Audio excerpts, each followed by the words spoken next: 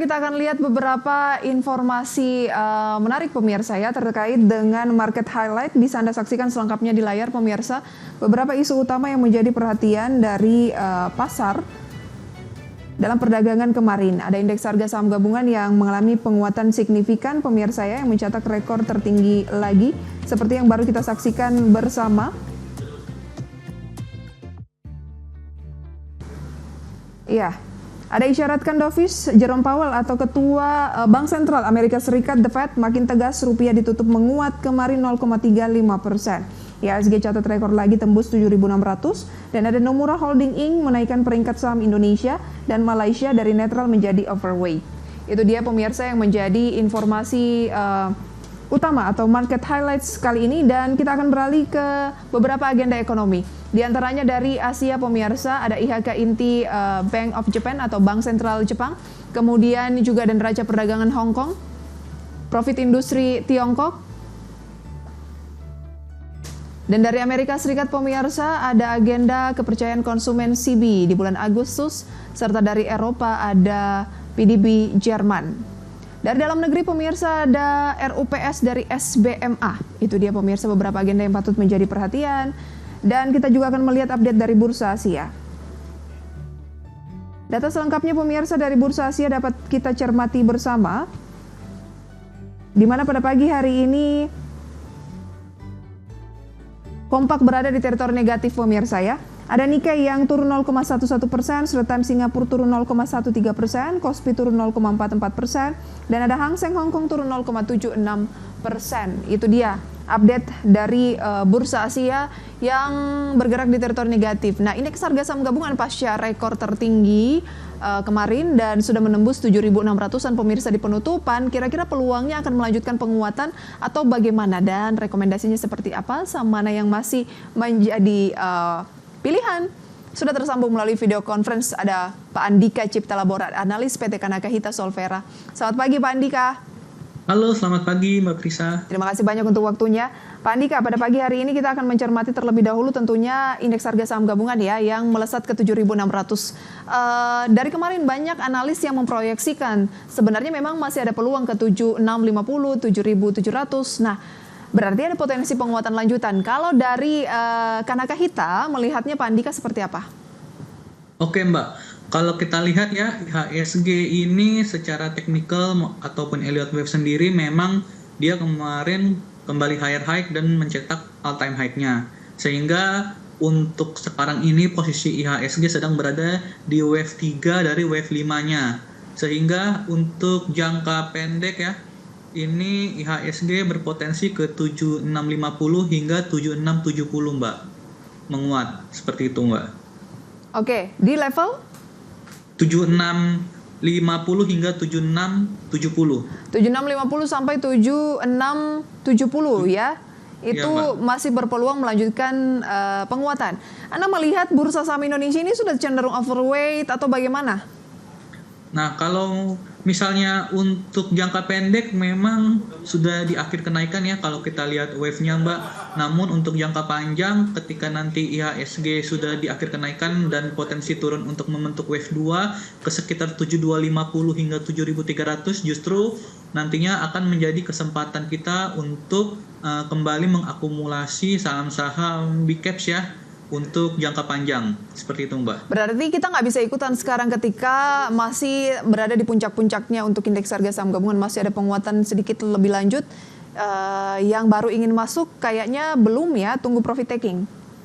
Nah, kalau misalnya baru mau masuk pun memang walaupun IHSG masih ada upside ya, walaupun sudah terbatas dalam jangka pendek, bisa untuk ditradingkan jangka pendek, lalu juga bisa untuk sell on strength ya Mbak ya, seperti itu. Nampaknya kalau misalnya baru mau masuk, tunggu ada koreksi ketika wave 2, seperti itu kalau memang untuk jangka panjang, seperti itu Mbak. Oke, lantas peluang pemangkasan suku bunga dari The Fed ini kan dikatakan makin tegas pasca ada pidato dari Jerome Powell di Jumat kemarin dalam simposium Jackson Hole gitu ya di Wyoming. Euforianya akan seperti apa? Oke, memang pemangkasan suku bunga ini sudah ditunggu ya oleh para pelaku pasar, dan wajar ya ketika memang Jerome Powell ini gubernur The Fed mengatakan ingin memangkas suku bunga, maka market emerging market itu bereaksi ya, karena memang nantinya kalau suku bunga The Fed dipangkas, duit dari develop market ya akan mengalir ke emerging market seperti Indonesia, seperti itu Mbak. Oke. Jadi kalau kita sekarang mulai ancang-ancang melakukan pembelian, disarankan tidak, atau memang ya tunggu dulu karena indeks harga saham gabungan juga lagi tinggi-tingginya. Bagi yang Ya, Mbak, retail nih, Pak Andika. Ya tadi seperti yang sudah sampaikan ya Mbak, kalau untuk jangka pendek masih ada upside itu karena memang dia sedang wave 3 dari wave 5. Cuman ya Mbak, ini saya sudah katakan bahwa IHSG sudah di akhir kenaikan wave 5 dari wave 1, sehingga memang rawan untuk terkoreksi ke level 7250 hingga 7300 untuk membentuk wave 2. Nah, nanti di kisaran 7250 hingga 7300 kalau para investor ingin buyback atau buy on weakness, baru deh itu bisa disarankan untuk jangka panjang. Untuk sekarang ini bisa ya untuk jangka pendek trading seperti itu Mbak. Oke, rupiah dan IHSG kan kompak melesat nih. Bagaimana peluang dari nilai tukar rupiah sendiri dan dampaknya ke pasar modal? Mungkin ada emiten-emiten yang krusial kaitannya dengan rupiah atau seperti apa? Oke, memang rupiah ini sempat 16.000 ya, sekitar bulan 3, bulan 4, bulan 5 seperti itu, dan sekarang kemarin ya terakhir ditutup di 15.400-an. Nah, kalau kita lihat sentimen rupiah ini bisa kita perhatikan ya emiten-emiten retail.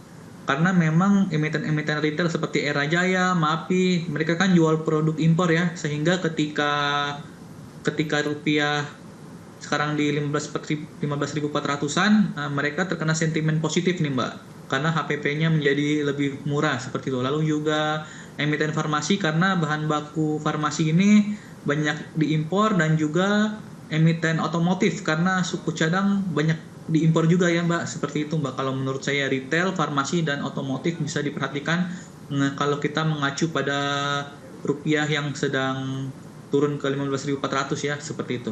Oke, ada retail, farmasi, otomotif. Farmasi dan otomotif. Ini bisa menjadi perhatian ya di tengah nilai tukar rupiah yang lagi menguat. Betul, Tapi Mbak. penguatan ini Anda melihat ada peluang untuk stabil tidak? Atau karena kan sempat kemarin juga ketika ada isu-isu reaksi-reaksi demonstran soal politik di dalam negeri kan sempat melemah juga begitu ya. Kemudian turun lagi ke posisi-posisi sekarang untuk nilai tukar rupiah. Artinya kan agak cenderung volatile untuk nilai tukar rupiah. Anda melihat peluang untuk stabil tuh bagaimana dalam jangka waktu pendek? Oke, kalau kita lihat memang kalau dari kondisi ekonomi dan juga melihat dari suku bunga ini, kalau kita lihat memang rupiah ini bisa di kisaran 15.000 hingga 15.400 ya untuk kedepannya. Apalagi kalau misalnya stabilitas politik di Indonesia terjaga menjelang pelantikan presiden baru nanti 20 Oktober dan juga suku bunga turun. Nah, nantinya kan investor-investor luar negeri harus menukarkan duitnya untuk investasi ke pasar Indonesia ya, harus menggunakan rupiah itu beli saham ataupun beli aset-aset yang lain seperti itu Mbak. Jadi memang akan bagus untuk rupiah ke depannya apabila suku bunganya turun, suku bunga The Fed turun, dan juga stabilitas politik Indonesia terjaga. Baik, 15.425 saat ini Anda melihat ada peluang untuk rupiah akan makin menguat ke 15.400-an gitu ya? Iya Mbak. Baik, itu dia untuk nilai tukar rupiah. Tadi Anda menyebut untuk sektor begitu ya? Ada retail, farmasi, dan juga otomotif. Dari ketiga sektor tersebut ada nggak emiten unggulannya tuh kira-kira yang masih bertanya lanjutan gitu? Kalau begitu sahamnya apa, Mas Andika? Oke, yang memang terkena sentimen ketika rupiah menguat ya Mbak, saya itu perhatikan retail ya, seperti MAPI dan Era Jaya. Memang secara teknikal juga bisa sudah membentuk higher low ya. Jadi teman-teman bisa perhatikan nih Era buy on weakness ya. Target saya memang untuk terdekatnya bisa ke 480 nih. Dia memang puncak ketika Maret 2024 seperti itu. Dan untuk jangka pendeknya memang ini sedang berada di wave 2 ya.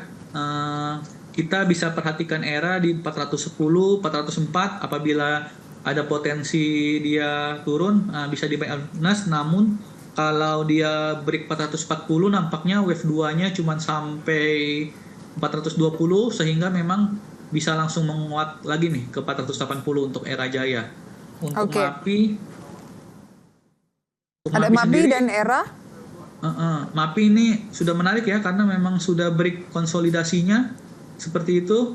Dia sudah mampu menguat di atas 1490 ya. Ini untuk jangka menengah hingga panjangnya saya perhatikan MAPI berpotensi ke level 1750 hingga 1770, Mbak. Baik, ada MAPI dan Era Jaya. Kalau otomotif? Otomotif tentunya saya merekomendasikan Astra ya, Mbak ya. Masih Astra. Astra ya, Mbak. Oke, Astra ini kan juga penguatannya sudah cukup banyak ya, Pak ya? Iya, Mbak. Betul. 5.150. Ada potensi upset dikit lagi ya, Mbak. Upside-nya masih ada 5250 hingga 5350. Baik, itu dia rekomendasinya ya terkait dengan nilai tukar rupiah. Pak Andika merekomendasikan retail, farmasi, dan otomotif. Emitennya ada MAPI, Era Jaya, dan juga Astra dengan strategi-strategi singkat yang sudah disampaikan tadi ya. Rekomendasi saham pilihan kami hadirkan pemirsa usai jeda. Tetaplah bersama kami dalam segmen Market Buzz Power Breakfast.